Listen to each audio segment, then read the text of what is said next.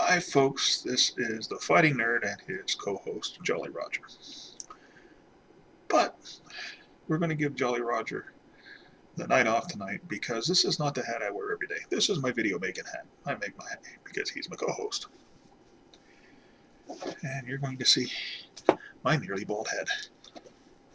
What we're going to talk about today is my everyday wear hat. Because this is a Sap hat.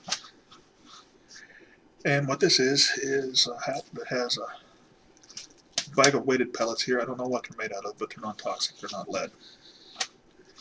That is sewn into the back of the hat, and it has a reinforced brim to be used as a self-protection tool. And as an aside, if you're outside and it's really windy, you don't wind up chasing your hat down the street or having it blown into a lake if you're a fisherman.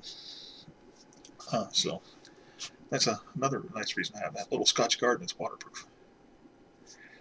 But I'm going to be talking about this hat a little bit. And disclaimer, I'm not an expert. Don't claim to be an expert. I am not a self-protection expert. I am not a martial arts expert. I'm not a hat expert. No expert. This is just my observations based on wearing this and doing some drills with it for about 2 years. Okay, now the biggest thing I want to get across here is the advertising for this thing when it first came out, especially a few years ago, was this thing would be devastating. You smack somebody with this and it was like hitting them with Thor's hammer. It's not the case. What it is useful for is as a transitional personal protection tool. And what do I mean by that? I mean that if your situational awareness has failed you, if your avoidance tactics have failed you, and you have unfortunately been put into a situation where a violent encounter is imminent, and you're going to have to use your self-protection skills with your hands, or whatever self-protection tool you choose to carry, this is a useful tool for buying time and distance to get to your other tools, to go hand to hand, or best of all, escape. And it's good for that for a lot of reasons. First of all, it's nondescript. You wear it every day. Keeps sun out of your eyes, keeps your head dry, keeps it warm. Nobody bats an eyelash. In my area, you see ball caps on men's heads everywhere. So there's that. But also, and I covered this in another video about knife fighting stances.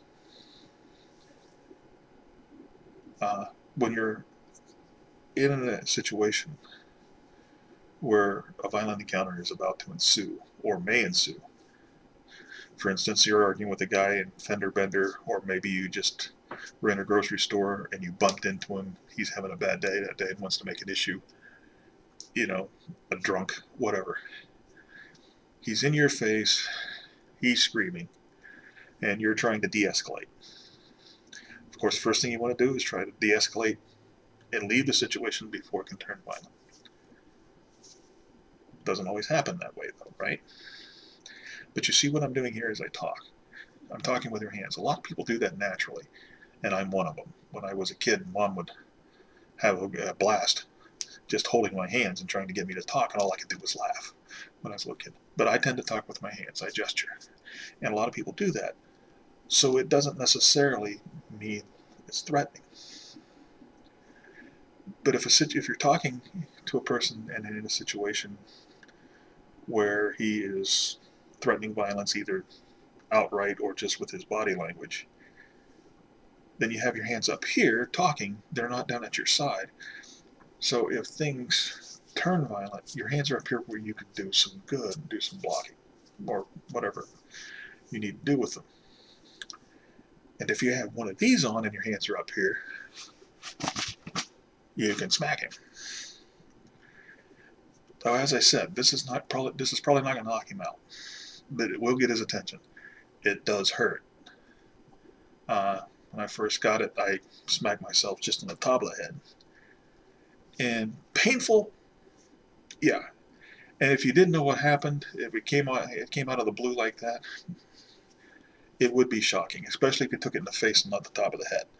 If you brought this thing down on the bridge of the nose, that could really hurt a lot. Or down a lip. Like I said, it's not going to devastate. It probably won't incapacitate unless you're dealing with somebody that doesn't have a lot of resolve to begin with and has a very low pain tolerance. But it will stun and it will startle. And that can, open up an escape attempt. Or buy you some distance. Or maybe would deter him. Okay, this guy is not intimidated. He just smacked me with a ridiculously heavy hat. Maybe that'll be all he wants. I don't think it's unlikely, but it could happen. All right. If you are in a situation where you can't escape, okay, you have now smacked him, startled him, probably made him back up a few steps, given you the opportunity to back up a few steps, and you can go into a hand-to-hand situation. You can go into a hand-to-hand technique to deal with the situation, or maybe get in to a proper stance. And if he comes at you again, you're ready. Or if you are in the horrible situation that you're facing, he has a weapon, he brings out a knife, or picks up a brick, or whatever. Or, whatever, even, God forbid, a gun. And if you have a concealed carry permit or something like that, whatever, but you can also transition to whatever self-defense tool that you choose to carry. But this is not going to be a fight ender.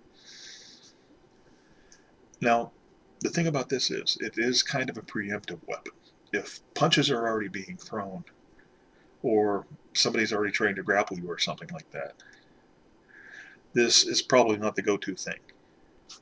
You're going to want to use your empty-handed skills or something to create an escape. But, and this is why I use the term self-protection and not self-defense. I've been training myself not to use self-defense, and that is not a new idea with me. There are a lot of real, true experts that don't like the term self-defense. They like the term self-protection or personal protection, because protection is proactive. Self-defense indicates that you've allowed an attack to begin, and you're responding to it, which probably means in the real world you've taken a few punches before you actually start to defend yourself. And if the guy knows how to punch, you might not ever get a chance to protect yourself. So if a man is in your face and he is threatening you, maybe he actually he raises his hands and he's moving forward, right? And he's about to shove you. That is an attack. You do not have to wait for it to make contact. If he draws back like this, get my fist in the frame here, if he draws back to punch, or he shoves you once, right, or tries to shove you, you don't have to stand there and allow that attack to continue and allow that attack to be completed. You can disrupt that attack, and that's where this thing comes in.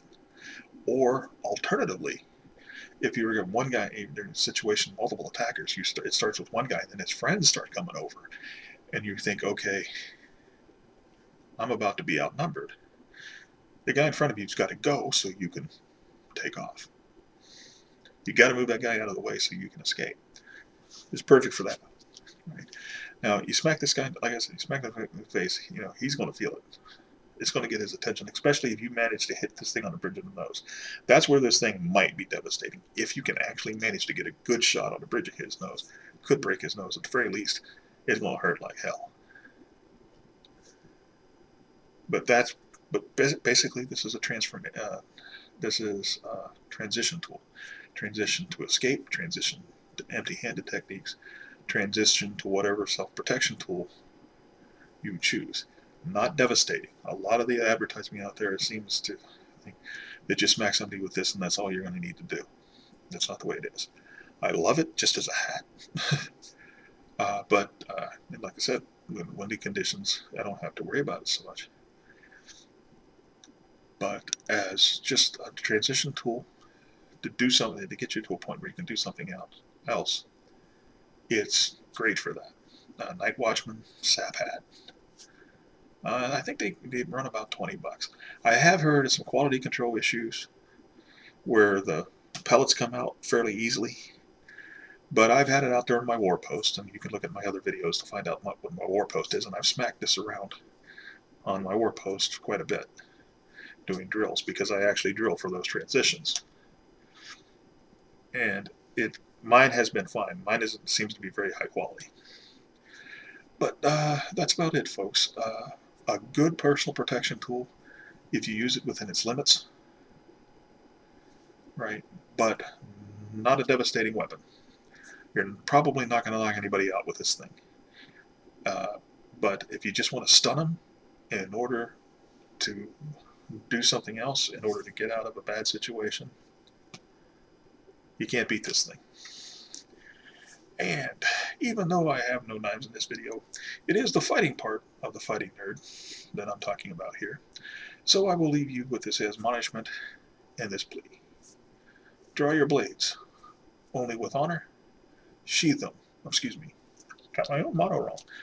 Draw your blades only in just purpose. Sheathe them only with honor. This is the Fighting Nerd, and I bid you good night.